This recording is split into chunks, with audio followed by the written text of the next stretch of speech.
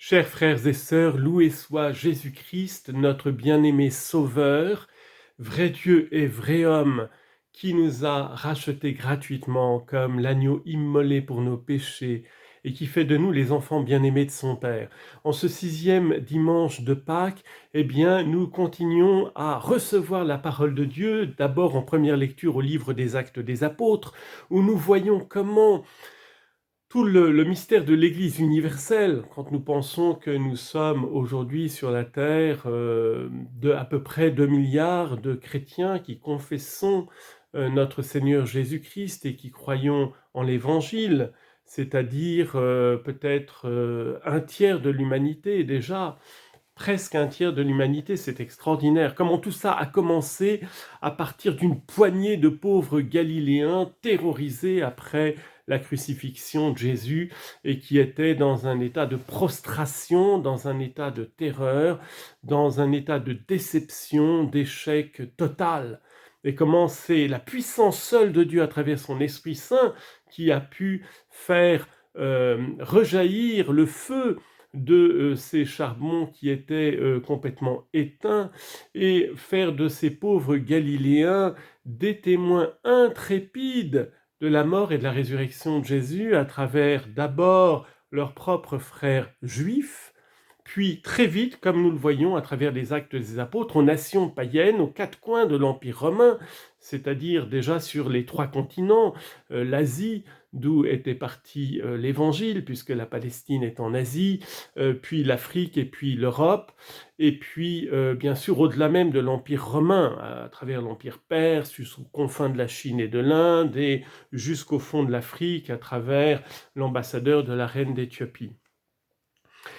Et nous voyons justement dans cette première lecture cette prise de conscience par la conscience de Saint Pierre apôtre, juif parmi ses frères juifs, que le salut déborde complètement l'élection d'Israël pour rejoindre toutes les nations selon la promesse initiale qui avait été faite à Abraham. En toi seront bénies, par toi seront bénies toutes les nations de la terre. Cela avait été déjà prophétisé, cet universalisme du salut, à travers la vocation d'Abraham, le fondateur du peuple saint. Et c'est extraordinaire cette prise de conscience, cette parole que nous dit Saint Pierre, cette prise de conscience que le salut, il atteint tous les hommes et que tous les hommes, en vérité, je le comprends, Dieu est impartial, il ne fait pas acception de personne.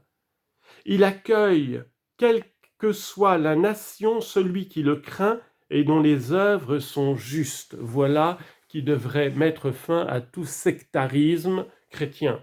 Rien n'est plus contradictoire dans l'esprit que la notion de christianisme, de foi en Jésus, et la notion de sectarisme. Quiconque qui craint Dieu, qui observe ses commandements, même simplement en suivant sa conscience, il est sous la mouvance de la grâce et il est l'objet des bénédictions de Dieu.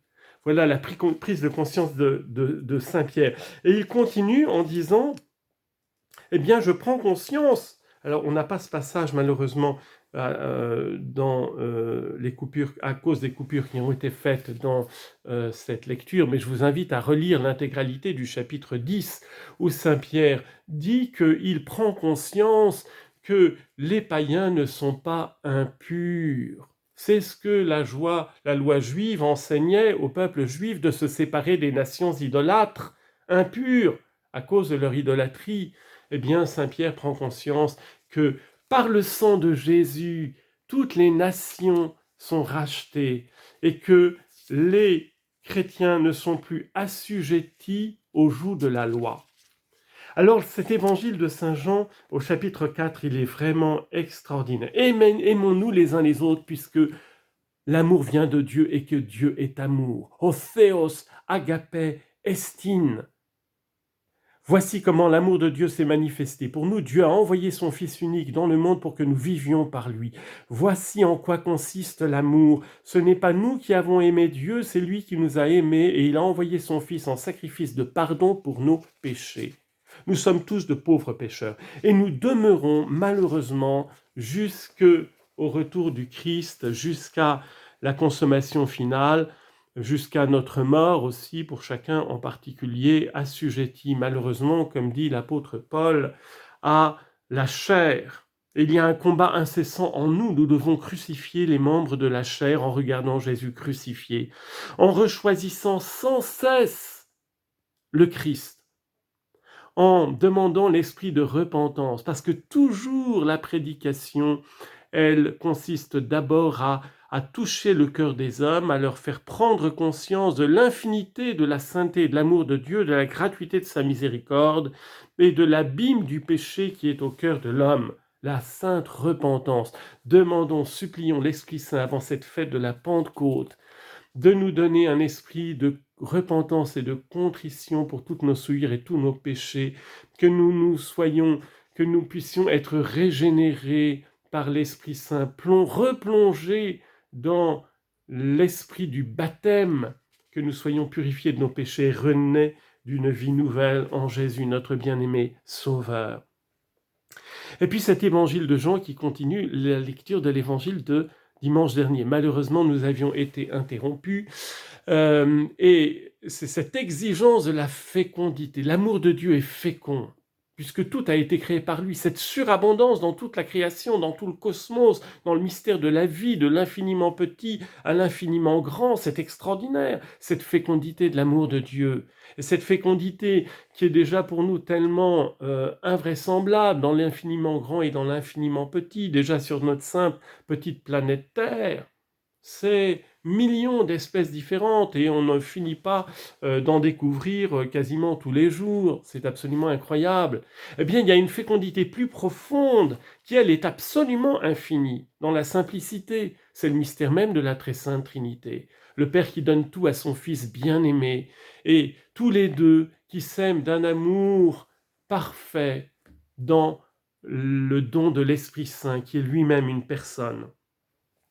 L'Esprit Saint, c'est l'âme de l'Église. Il y a un lien très fort entre l'Église et l'Esprit Saint, un lien indissociable, puisque l'Esprit Saint est à l'Église ce que l'âme est au corps, c'est-à-dire sa source totale de vie. Et nous découvrons quelque chose de cela dans l'étymologie même des mots grecs, Église et Paraclet, puisque Saint Jean nous révèle au chapitre 14, 15 et 16 que l'Esprit Saint, c'est le Paraclet, c'est-à-dire le défenseur, l'intercesseur, l'avocat, celui qui encourage, celui qui console, celui qui réconforte, celui qui nous envoie proclamer que Jésus est le Sauveur à toute chair, à tout être humain que nous pouvons rencontrer. Eh bien, l'étymologie du mot Paraclet est la même que celle du mot ecclésia, Église. Apparemment, en français, Église et Paraclet, on ne voit pas le rapport. Bon, en grec, c'est Parakletos et Ecclesia. Vous remarquez qu'il y a la syllabe K-L-E, clé, qui vient de kalein, qui veut dire appeler en grec. Ecclesia, ce sont ceux qui sont appelés, ceux qui ont été appelés ek en grec, hors d'eux, c'est-à-dire hors de ce monde d'incrédulité et de péché, pour entrer dans une nouvelle dimension, celle des rachetés gratuitement de l'agneau, le mystère justement de l'Église, ceux qui sont rassemblés, convoqués par la parole de Dieu, qui sont touchés par la proclamation de la parole de Dieu au plus profond d'eux-mêmes, et qui croient, et qui deviennent avec Jésus, en Jésus, un seul corps, puisque Jésus est la tête du corps, son Église, et que nous en sommes les membres. Et puis, il y a le mot parakletos, il y a toujours le même verbe kalein, appeler, comme dans Église, et para, c'est auprès d'eux. L'Esprit Saint, c'est celui qui nous a donné la foi, qui nous donne la grâce. Il a vu notre misère, la misère de notre péché, et il est venu nous secourir en nous envoyant Jésus-Christ, revêtu de la puissance de l'Esprit Saint d'abord, et en nous faisant croire en lui. C'est quand même tout à fait étonnant de voir cette étymologie complémentaire de Église et de Paraclet, Esprit Saint, dans le grec. Jésus nous disait au début de cet évangile, de ce chapitre 15, « Je suis le cep, vous êtes les sarments. Mon Père est le vigneron. » Et c'est extraordinaire de voir que dans cette allégorie, eh bien, Jésus, il fait un avec nous. Je suis le cep, vous êtes les sarments. Mon Père est le vigneron. Dans ce mystère de la taille, Jésus nous dit « Je suis la vigne véritable ». Pourquoi nous dit-il la vigne véritable? Parce que la première vigne, c'est le mystère même de son peuple Israël. Il y a ce symbolisme chez tous les prophètes que Israël a été choisi comme une vigne choisie par les prophètes, par l'appel de Dieu, par les patriarches déjà, pour recevoir la révélation, pour y être fidèle et pour préparer la venue du Messie. Mais malheureusement, cette vigne a été tellement infidèle, Dieu a été tellement déçu, elle a tellement donné de mauvais fruits, parce que sans cesse, le pauvre peuple d'Israël a voulu faire comme les autres nations et est retombé dans le péché d'idolâtrie. Eh bien, Dieu a décidé de venir en personne, comme dit le début de l'Épître aux Hébreux. Dieu, dans les temps jadis, nous a parlé de multiples manières par les prophètes. Aujourd'hui, en ces temps qui sont les derniers, c'est en tant que Fils bien-aimé qu'il nous a parlé. Il est venu lui-même par le mystère de l'incarnation. Je suis la vigne véritable et vous êtes les sarments. Tout sarment en moi qui ne porte pas de fruits, mon Père l'émonde, il l'arrache et le retranche. Parce que l'amour de Dieu ne peut pas être conservé d'une manière égoïste et stérile. Non, il demande de porter du fruit. Le pape François nous redisait récemment que par le plus petit acte d'amour, le plus petit acte d'amour a plus de valeur que toutes les œuvres extérieures. Parce que cette fécondité, ce n'est pas le suractivisme de l'esprit du monde. C'est d'abord une conversion intérieure et une union au Christ qui nous transforme de l'intérieur pour que toutes nos pensées soient assujetties au Christ, pour que nos sentiments deviennent ceux-là même du Christ, pour que nos actions deviennent celles-là même du Christ. Amen. Que le Seigneur vous bénisse. À très bientôt pour la suite de ce commentaire de la parole d'aujourd'hui.